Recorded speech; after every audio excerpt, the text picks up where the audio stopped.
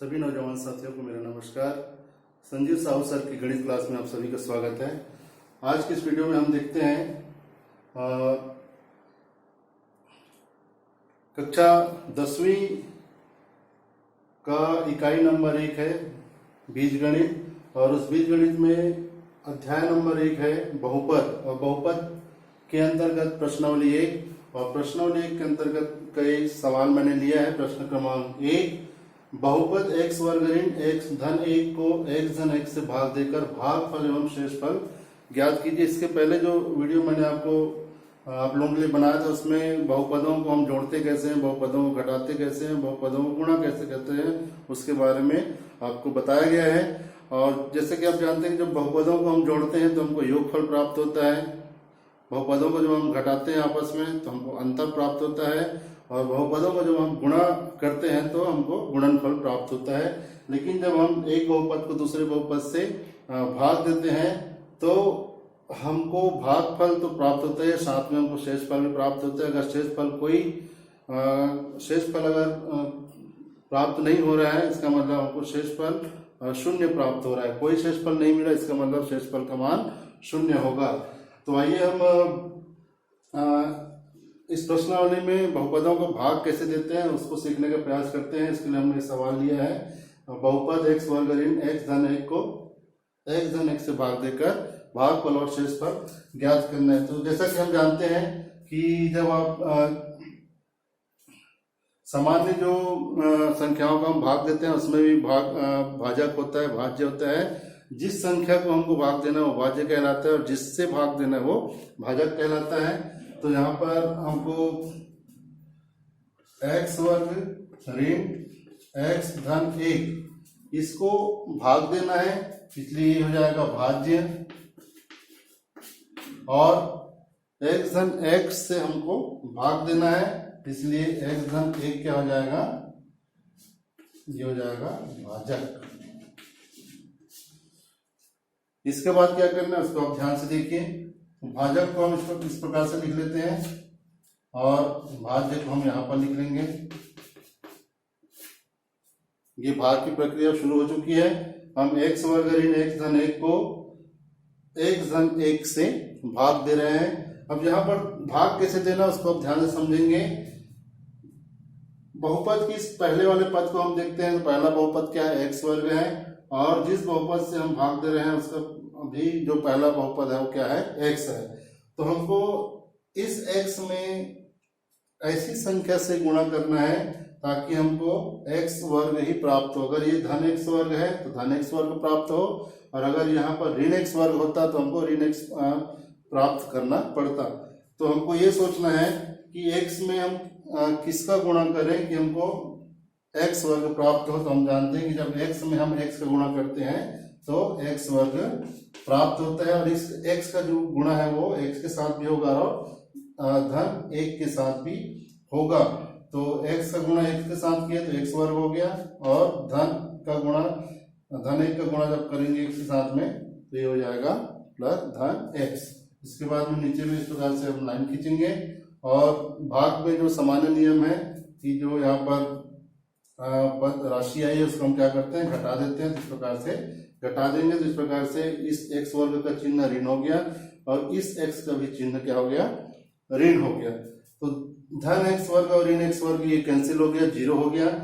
ऋण x और ये x भी क्या हो गया, ऋण x हो गया। तो ऋण x और ऋण x दोनों का जो क्या है चिन्ह जो वो समान है, ऋणात्मक है, इसलिए दोनों के जो गुणांक है वो आपस में जुड़ जाएंगे। यहाँ पर कुछ नहीं है मतलब 1 है, यहाँ भी कुछ नहीं, गुणांक इसका मतलब 1 है। तो -1 माइनस होता है -2 और ये x हो जाएगा।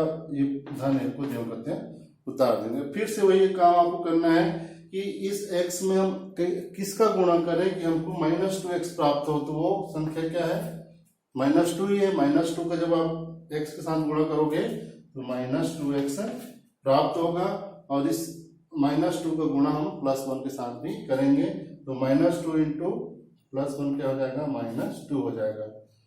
हम क्या प्रोसेस कर रहे हैं उसको आप समझने का प्रयास करेंगे तो आसानी से आप भाग कैसे करते हैं वो सीख जाएंगे। इसके बाद में यहाँ हम क्या करते हैं, माइनस चिन्ह लगाते हैं, यहाँ माइनस चिन्ह लगाते हैं। तो इस माइनस और इस माइनस का जो गुणा करोगे तो ये प्लस हो जाएगा, और इस माइनस का भी गुणा हो जाएगा तो ये भी प्लस हो जाएगा। अब देखते हैं कि यहाँ -2x है और इसका चिन्ह क्या हो जाएगा, +2x है, तो -2x + 2x 0 हो जाएगा, और +1 और ये +2 +3 हो जाएगा। तो इस प्रकार से अब इसके आगे हम इसमें भाग नहीं देंगे क्योंकि x वाला जो पद है वो समाप्त हो चुका है।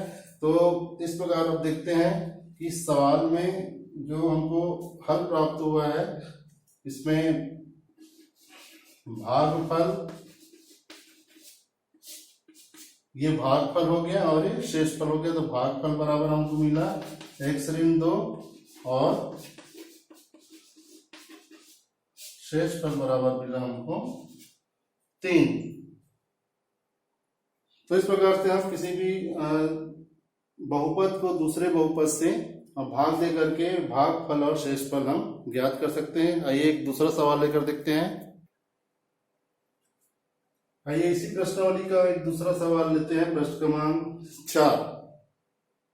प्रश्न क्रमांक 4 कहता है कि बहुपद x को घात 5 धन 5x धन 3x का वर्ग धन 5x का त्रिघात धन 3 को 4x धन x का वर्ग धन 2 से भाग देकर भागफल एवं शेषफल ज्ञात कीजिए। इस सवाल में हम देखते हैं कि हमारे पास हमको किसको भाग देना है, तो इस बहुपद को भाग देना है, तो ये भाज्य हो जाएगा, और किससे भाग देना है, तो इस बहुपद से भाग देना, इसलिए भाजक हो जाएगा। अब इन दोनों भाज्य और भाजक को ध्यान से देखते हैं कि जो इसमें जो पद है, इन बहुपदों में जो पद है वो एक निश्चित क्रम में नहीं लिखे हुए हैं।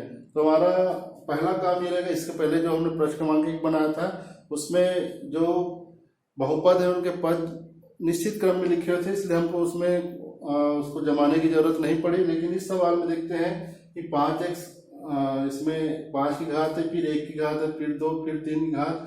तो इस प्रकार से इसका जो क्रम है वो एक निश्चित तरीके से नहीं है। उसी प्रकार इसमें भी देखते हैं 1 की घात, 2 की घात, ये भी निश्चित क्रम में नहीं। फिर यहाँ पर बिना x वाला पद है, तो इसको हम क्या करेंगे, सबसे पहले इसको निश्चित क्रम में जमा लेंगे, ये हो जाएगा। तो ये तो ठीक है, 1 की घात 5, इसके बाद नंबर आएगा किसका, 1 की घात 5x त्रिघात धन 3x का वर्ग धन 5x धन 3। इस प्रकार हमने इसको निश्चित क्रम में जमा लिया। अब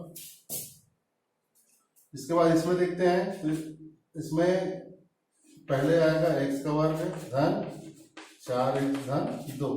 तो इस प्रकार ये दोनों बहुपद अब निश्चित क्रम में, घातों के निश्चित क्रम में लिखा चुका है। अब यहाँ पर एक काम आपको ये करना है, जैसे आप देखते हैं कि 5 के बाद में हमारे पास घात 5 है, फिर घात 3 है, दोनों के बीच में एक घात छूट रहा है, कौन सा, घात 4। तो सवाल को हल करने की सुविधा की दृष्टि से हम घात 4 वाला भी पद लेंगे, लेकिन यहाँ पर चूंकि और इस प्रकार से लेना है ताकि इस बहुपद के मान में कोई परिवर्तन ना हो। तो इसको हम कैसे लेते हैं उसको आप समझने का प्रयास करेंगे। तो ये हो जाएगा 1 की घात 5 धन, अब 1 की घात 4 लेना है तो उसको हम किस प्रकार से ले सकते हैं, 0 गुणित 1 की घात 4, क्योंकि अब देखिए 1 की घात 4 में हम शून्य का गुणा करेंगे तो शून्य रहेगा, और शून्य को किसी भी पद में या किसी भी संख्या में हम जोड़ेंगे तो संख्या के मान में कोई परिवर्तन नहीं होता है। इसलिए हमने यहाँ पर 1 की घात 4 को 0 के साथ गुणा के रूप में लिख लिया। उसके बाद 5x का त्रिघात धन 3x का वर्ग धन 5x धन 3। इस प्रकार से हमारा जो भाज्य है अब इस प्रकार से परिवर्तित हो चुका है, और भाजक इस प्रकार से परिवर्तित हो चुका है। अब इस भाज्य को हम इस भाजक से भाग देंगे, तो ये हो जाएगा x का वर्ग धन 4x धन 2, ये हमारा भाजक हो चुका है। अब भाज्य क्या है, 1 की घात 5 धन 0 गुणित 1 की घात 4 धन 5x त्रिघात धन 3x का वर्ग धन 5x धन 3।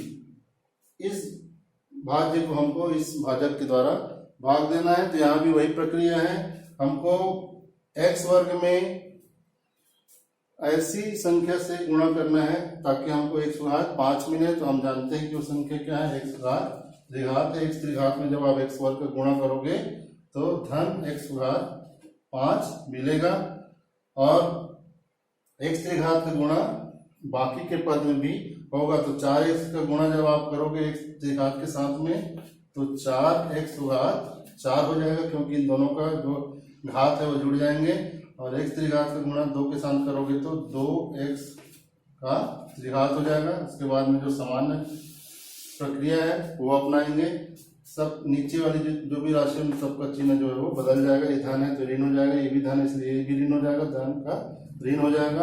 अब x घात 5 ऋण x घात 5 बराबर होता है 0।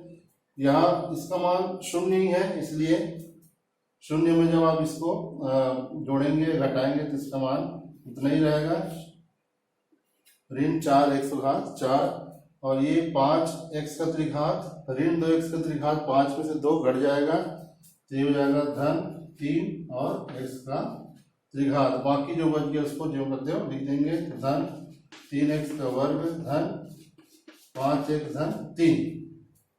अब उसके बाद हमको यहाँ पर ऐसी संख्या लेना है ताकि उसका x वर्ग के साथ गुणा करने पर ऋण 4x घात 4 आए, तो वो संख्या क्या है, ऋण 4x का वर्ग। जब ऋण 4x का गुणा आप इसके साथ करेंगे, x वर्ग के साथ करेंगे तो हमको क्या मिलेगा, ऋण 4x घात 4 मिलेगा। अब ऋण 4x का गुणा बाकी के पद में भी करेंगे, 4x और 2 के साथ भी करेंगे, तो ऋण 4x का वर्ग गुणित 4x बराबर कितना हो जाएगा, तो ऋण और धन गुणा ऋण ही होगा, तो 4 और 4 गुणा 16, ये हो जाएगा ऋण 16, और x गुणित x वर्ग गुण हो जाएगा x का त्रिघात, और ऋण और धन का गुणा यहाँ भी ऋण ही होगा, और 2 गुणित 4x का वर्ग बराबर हो जाएगा 8x का वर्ग। फिर से सामान्य प्रक्रिया जो करते हैं वो करेंगे, यहाँ ऋण चिन्ह लगाते हैं, अभी ऋण और ऋण का गुणा धन हो जाएगा, इस ऋण और इस ऋण का गुणा भी धन हो जाएगा, इस ऋण और इस ऋण का गुणा भी धन हो जाएगा। इस प्रकार से नीचे वाले जितने भी पद हैं सबका चिन्ह जो है वो धन हो जाएगा। अब देखिए ऋण 4x का घात 4 और धन 4x का घात 4 शून्य हो गया, कट गया, धन 3x का घात 3 और ये धन 16x का घात 3, तो धन 16 और 3 दोनों जुड़ जाएंगे तो ये हो जाएगा 19 और x का त्रिघात, 3x का वर्ग और 8x का वर्ग बराबर होता है 8 3 11x का वर्ग, और बच गया जो उसको हम जो करते हैं 5x धन 3, ये लिख दिए। उसके बाद यहाँ आ गया 19x का घात 3, तो x वर्ग में हमको ऐसी संख्या से गुणा करना है ताकि हमको 19x का त्रिघात प्राप्त हो, तो वो संख्या है 19x के साथ जब आप x वर्ग का गुणा करोगे तो हमको 19x का त्रिघात प्राप्त होगा, और जब आप 19 और 4 का गुणा करेंगे तो ये हो जाएगा 19 4 76, और x का गुणा हो जाएगा x का वर्ग, और 2 में जब 19 का गुणा करोगे तो वो हो जाएगा 19 दूनी 38x।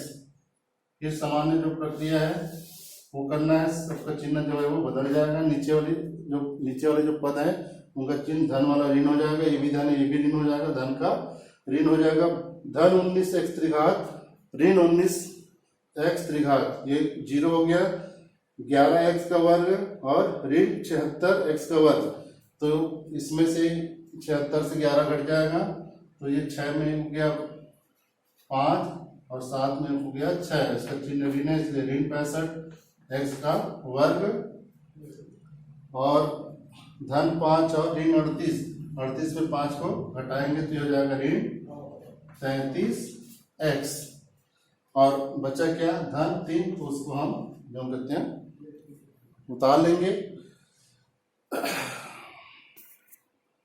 इसके बाद में यहाँ पर हमको ऐसी संख्या लेना है ताकि उसका x वर्ग के साथ गुणा करने पर हमको ऋण 65x वर्ग प्राप्त हो, तो ऋण 65 हो गया, ऋण 65 का x वर्ग के साथ गुणा करेंगे तो ये संख्याएं मिलेंगी, और इसको जब आप हल करोगे तो हमको 227 धन 133 मिलेगा। इस प्रकार से भागफल हो गया यहाँ जो लिखा है वो भागफल है और यहाँ जो बच गया वो शेषफल है। तो x त्रिघात ऋण 4x का वर्ग धन 19x ऋण 65 ये भागफल हो गया और 227x धन 133 ये शेषफल हो गया।